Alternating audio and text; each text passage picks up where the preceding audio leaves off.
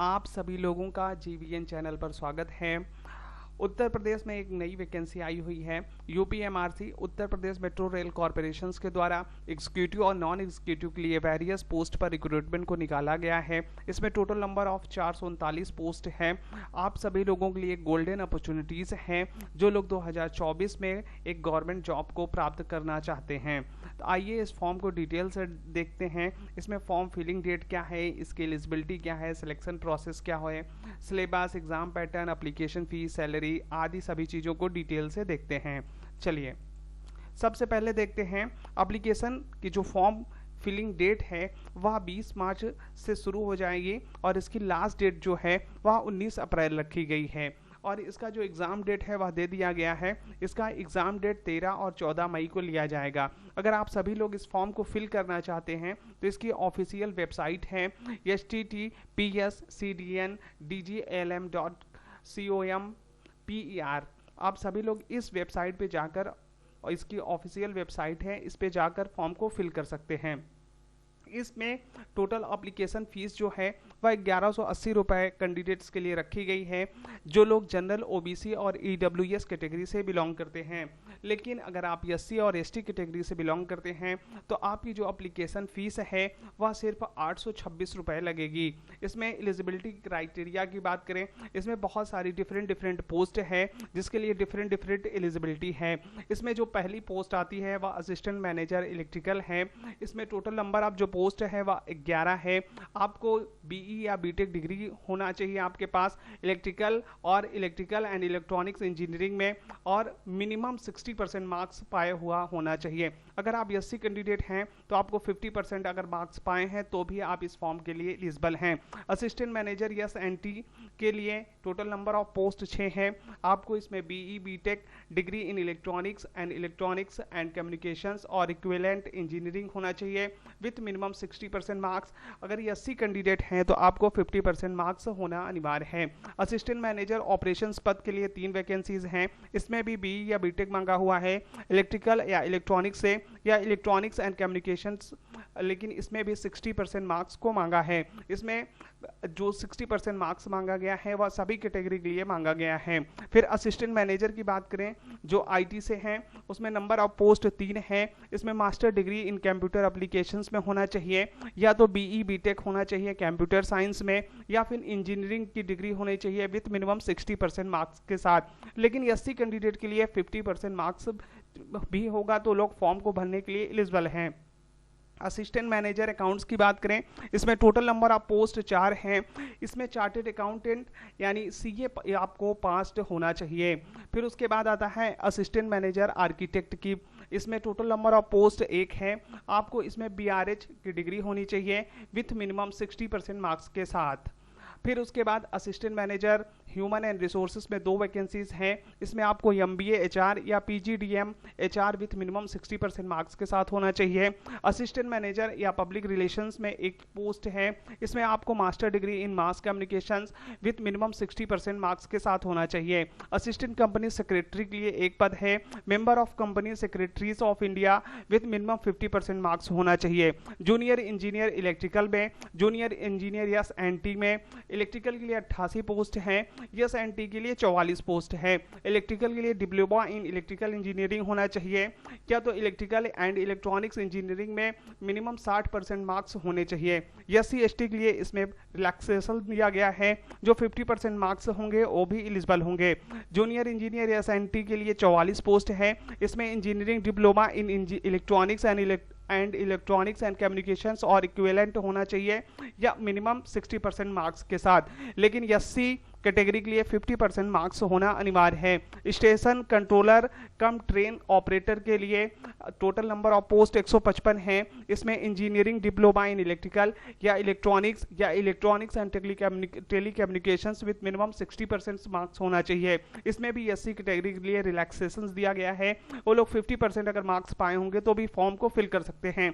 Account assistant की बात करें, इसमें टोटल नंबर ऑफ पोस्ट 8 है। आपको इसमें बैचलर डिग्री इन कॉमर्स होना चाहिए। इसमें मिनिमम 60% मार्क्स पाए हुए होना चाहिए। एसटी कैंडिडेट के लिए 50% मार्क्स होना अनिवार्य है।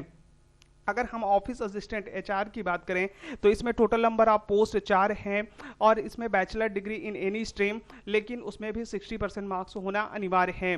फिर पब्लिक रिलेशन एंड असिस्टेंट की पोस्ट है, इसमें टोटल नंबर ऑफ पोस्ट 4 है। इसमें bachelor degree in mass communication and journalism से होना चाहिए, लेकिन टोटल नंबर ऑफ जो मार्क्स है वह 60% होना अनिवार्य है। लेकिन एससी कैंडिडेट के लिए 50% मार्क्स होगा, तो भाई ये लोग इस फॉर्म को फिल कर सकते हैं। अगर हम बात करें मेंटेनर या इलेक्ट्रिकल की, उसमें टोटल नंबर ऑफ पोस्ट 78 है। इसमें आईटीआई सर्टिफिकेट होना चाहिए इलेक्ट्रिकल ट्रेड में 60% मार्क्स के साथ। एससी एसटी कैंडिडेट के लिए 50% मार्क्स होगा, तो भी वो लोग इस फॉर्म को फिल कर सकते हैं। मेंटेनर या एसएनटी के लिए टोटल नंबर ऑफ पोस्ट 26 है। इस पोस्ट के लिए आईटीआई सर्टिफिकेट होना चाहिए इलेक्ट्रॉनिक्स मैकेनिक ट्रेड में और मिनिमम 60% मार्क्स होना अनिवार्य है। एससी और एसटी कैंडिडेट 50% मार्क्स के साथ होंगे, तो भी लोग इस फॉर्म को फिल कर सकते हैं। इसमें एज की बात करें, मिनिमम एज इसमें 21 वर्ष मांगी गई है और मैक्सिमम एज 28 वर्ष मांगी गई है। लेकिन अगर आप किसी कैटेगरी से बिलोंग करते हैं तो आपको जो गवर्नमेंट के जो रिलैक्सेशन छूट है आयु के लिए उसको दिया जाएगा। आप अगर ओबीसी कैंडिडेट हैं तो आपको 3 वर्ष की छूट दी जाएगी। अगर आप एससी एसटी कैंडिडेट हैं तो आपको 5 साल की छूट दी जाएगी। अब बात करें हम नेशनैलिटी की, आप भारत के नागरिक होने चाहिए, आप नेपाल मूल के होने चाहिए या भूटान मूल के होने चाहिए, तभी आप लोग इस फॉर्म को फिल कर सकते हैं। अब देखें इसमें बहुत डिफरेंट टाइप के पोस्ट रखे गए हैं और इन सभी पोस्टों के क्या नियम हैं, क्या वो लोग काम हैं, क्या ड्यूटीज़ हैं, उनको हम सभी पोस्ट के लिए देखते हैं। सबसे पहला जो हमारा पोस्ट है वो असिस्टेंट मैनेजर का है इलेक्ट्रिकल या एसएनटी में। इसमें क्या करना होगा, इसमें मेट्रो जो ट्रेनें होती हैं, ट्रैक होते हैं या बुनियादी ढांचे और संबंधित कार्य होते हैं, उनके संचालन और रख रखाव से संबंधित कार्य को संभालना होगा और उसके साथ यूपीएमआरसी की जो परियोजना होती है उसको कार्यान्वयन करना होगा। ये सारी जिम्मेदारियां असिस्टेंट मैनेजर इलेक्ट्रिकल या एसएनटी के अंतर्गत रहेंगी। असिस्टेंट मैनेजर फाइनेंस की बात करें, वह वित्तीय प्रबंधन को संभालेगा।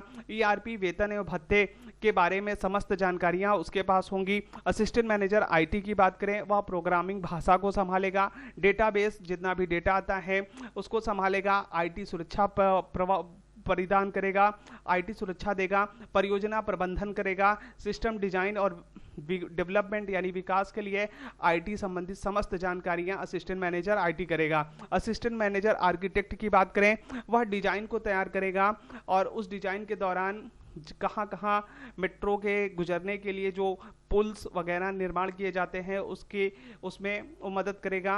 और ये समस्त कार्य यानी जो आर्किटेक्ट बनाने के संबंधित जितने भी कार्य होते हैं वो असिस्टेंट मैनेजर आर्किटेक्ट ही करेगा। असिस्टेंट मैनेजर ऑपरेशंस की बात करें, स्टेशन ट्रेन कर्मचारी प्रबंधन रोस्टर की तैयारी करेगा, ओसीसी यात्री शिकायत निवारण सुरक्षा, ये समस्त जिम्मेदारियां असिस्टेंट मैनेजर ऑपरेशंस की होंगी। असिस्टेंट मैनेजर एचआर की बात करें तो यह समस्त कार्मिक प्रबंधन को देखेगा, नीतियों और नियमों को कार्यान्वयन करेगा। यह भर्तियों में जो अभी भर्तियां हो रही हैं वह असिस्टेंट मैनेजर या एचआर के थ्रू ही होंगी, इसलिए ये जिम्मेदारियां मेट्रो में जो भी भर्तियां रिक्रूटमेंट होगी वह असिस्टेंट मैनेजर या एचआर की जिम्मेदारियां होंगी। असिस्टेंट कंपनी सेक्रेटरी की बात करें, यह सचिव बोर्डों बैठकें आयोजित करेगा, बोर्ड को ज्ञापन या एजेंडा प्रस्तुत करेगा, कंपनी के जो अधिनियम हैं, जो रूल्स एंड रेगुलेशंस हैं उसका अनुपालन करना सुनिश्चित कराएगा।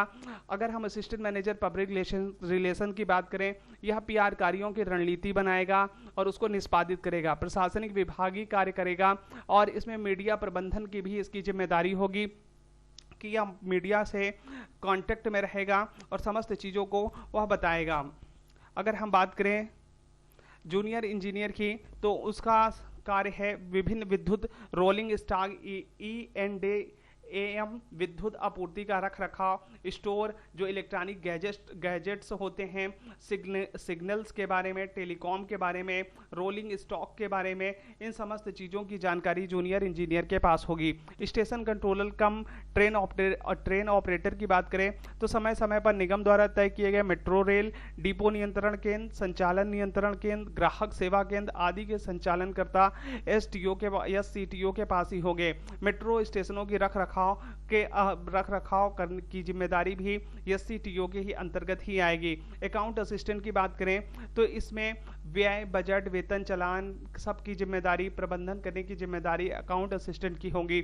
मेंटेनर इलेक्ट्रिकल की बात करें तो मेट्रो ट्रेनों के संचालन और रख रखाव से संबंधित विविध रख रखाव प्रणालियों और प्रक्रियाओं की देखरेख और प्रबंध करना मेंटेनर या इलेक्ट्रिकल का ही काम होगा, जिसमें लिफ्ट, एस्केलेटर जो सीढ़ियां होती हैं, ट्रैक्शन सिस्टम, इलेक्ट्रिकल और मैकेनिकल, सिग्नलिंग, टेलीकॉम को ये पूर्ण रूप से मेंटेन करेगा, उसको देखेगा वह चल रही हैं या नहीं, वह काम कर रही हैं या नहीं। इन समस्त चीज़ों की देखरेख और उनका प्रबंधन करना मेंटेनर और इलेक्ट्रिकल का काम होगा। ऑफिस असिस्टेंट की अगर हम बात करें, ऑफिस असिस्टेंट ह्यूमन रिसोर्सेज में या मानव संसाधन प्रशासन विभागों की भर्ती, प्रशिक्षण भत्ते, वेतन वृद्धि, वेतन बिल, छुट्टी, नियम, चिकित्सा उपस्थिति और उपचार नियम जैसी विभिन्न मानव संसाधन गतिविधियों से संबंधित रहेंगे। और उसके अलावा पब्लिक रिलेशंस की बात करें तो यह समाचार, ट्रैकिंग, प्रेस विज्ञप्ति का मसौदा तैयार करेगा। ऑन साइट इवेंट, निष्पादित मुद्रित सामग्री की स्थापना के लिए विक्रेताओं, ठेकेदारों के साथ समन्वय व्यवस्थित करेगा। इसका एक जागरूकता अभियान आयोजित करने में भी सहायता करेगा। ये इन सारी चीज़ों के बारे में जितने भी पोस्ट हैं उनके बारे में, उनके ड्यूटीज़ क्या हैं, हम लोगों ने डिस्कस कर लिया। अब देखते हैं सिलेक्शन प्रोसेस के बारे में। अगर हम इस एग्ज़ाम के लिए फॉर्म को फिल करते हैं तो हम लोगों को इसमें एक सिंगल एग्ज़ाम देना होगा या सिंगल स्टेज रिक्रूटमेंट होगा, उसके बाद डॉक्यूमेंट वेरिफिकेशन होगा, फिर उसके बाद मेडिकल टेस्ट होगा। इसमें निगेटिव मार्किंग की जाएगी और यह निगेटिव मार्किंग 1/3 ली जाएगी और जो पेपर होगा वह पेपर आपका ऑब्जेक्टिव टाइप का होगा। और जो मेरिट लिस्ट बनेगी वह मेरिट लिस्ट सीबीटी के आधार पर होगी, जिसे हम कंप्यूटर बेस्ड टेस्ट कहते हैं। एग्जाम पैटर्न की बात करें तो टोटल नंबर ऑफ क्वेश्चन जो होंगे वह 140 होंगे इसमें, और टोटल मार्क्स भी 140 होंगे, यानी प्रत्येक क्वेश्चन 1 नंबर का होगा और टोटल टाइमिंग 2 घंटे की होगी। इसमें जो सब्जेक्ट पूछे जाएंगे उसमें English language, general knowledge, logical reasoning, quantitative aptitude और नॉलेज ऑफ डिसिप्लिन के बारे में पूछा जाएगा, जिसमें टोटल नंबर ऑफ क्वेश्चन 140 और मैक्सिमम मार्क्स 140 होंगे, जिसके लिए 2 घंटे का समय दिया जाएगा। अगर हम मेंटेनर और anti and maintainer electrical post की बात करें तो इसमें जो पेपर का पैटर्न है तो वह डिफरेंट है। अब इसमें जो सब्जेक्ट्स आएंगे वह subject English language, general knowledge, logical reasoning, quantitative aptitude और नॉलेज ऑफ डिसिप्लिन, यानी सब्जेक्ट तो सेम रहेंगे लेकिन नंबर ऑफ क्वेश्चन यहाँ कम हो जाएंगे। यहाँ नंबर ऑफ क्वेश्चन 100 पूछे जाएंगे और सभी नंबर ऑफ क्वेश्चन जितने होंगे उतने ही नंबर का मार्क्स भी होंगे, यानी मैक्सिमम मार्क्स भी 100 होगा और टोटल टाइम जो होगा वह 2 घंटे की ही दी जाएगी।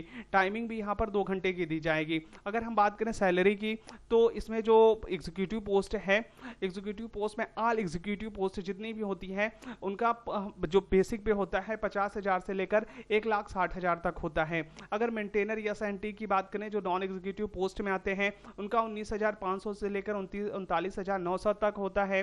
मेंटेनर एंड इलेक्ट्रिकल की बात करें इसमें भी 19,500 से लेकर 39,900 तक का बेसिक पे है। जूनियर इंजीनियर की बात करें एसएनटी की 33,000 से लेकर 67,300 तक है। जूनियर इंजीनियर इलेक्ट्रिकल की बात करें तो 33,000 से लेकर 67,300 तक का है। अकाउंटेंट असिस्टेंट की बात करें तो 25,000 से लेकर 51,000 रुपए है। अगर पब्लिक रिलेशंस असिस्टेंट की बात करें तो 25,000 से लेकर 51,000 तक है। स्टेशन कंट्रोल कम ट्रेन ऑपरेटर की बात करें तो 33,000 से लेकर 67,000 तक है, 300 तक है। ऑफिस असिस्टेंट की बात करें तो 25,000 से लेकर 51,000 तक है। अगर हम पे स्केल मोटा मोटा समझे, बेसिक सभी भत्तों को बेसिक पेमेंट के साथ साथ सभी भत्तों को अगर जोड़कर देखें तो ऑल एग्जीक्यूटिव पोस्ट के लिए आपको 65 से 70,000 रुपए प्रति मंथ आपको मंथली मिलेगा आसानी से। जबकि नॉन एग्जीक्यूटिव के लिए वो बात करें तो जो मेंटेनर या एसएनटी है, मेंटेनर इलेक्ट्रिकल है, इसके लिए आपको पर मंथ लगभग 25 से 30,000 रुपए आपको मिलेंगे जब आप मेट्रो ज्वाइन करेंगे तब। जूनियर इंजीनियर या एसएनटी की बात करें या जूनियर इंजीनियर इलेक्ट्रिकल की बात करें तो इसमें आपको लगभग 40 से 45,000 रुपए पर मंथ मिलेंगे। 25 अकाउंट असिस्टेंट की बात करें तो 25,000 से लेकर 51,000। पब्लिक रिलेशंस असिस्टेंट की बात करें तो 25,000 से 51,000 के बीच, इसमें आपको 30 से 35,000 रुपए पर मंथ मिलेंगे। Station master, station controller cum train operator की बात करें जिसे हम स्टेशन मास्टर भी कहते हैं, इसमें आपको 40 से 45,000 रुपए पर मंथ आसानी से मिलेंगे। सभी भत्तों के बाद ऑफिस असिस्टेंट की बात करें तो 25,000 से 51,000 तक, इसमें भी आपको 30 से 35,000 रुपए पर मंथ मिलेंगे। तो इस प्रकार की हमने सैलरी को डिस्कस कर लिया कि मेट्रो में जिस प्रकार से सैलरी दी जाएगी सभी डिफरेंट डिफरेंट पोस्ट के लिए हमने उसको देखा। तो अगर आप सभी लोगों को इस प्रकार के वैकेंसी के इंफॉर्मेटिव वीडियो पसंद आते हैं तो आप लोग इस चैनल को सब्सक्राइब कर लीजिए, इस वीडियो को लाइक कर दीजिए और इस वीडियो को दूसरे तक अगर जानकारी को पहुंचाना चाहते हैं तो इस वीडियो को शेयर करिए। अगर इस वीडियो में कोई भी सुझाव देना चाहते हैं तो आप इस वीडियो के नीचे कमेंट बॉक्स में कमेंट कर सकते हैं। आप सभी लोगों का धन्यवाद।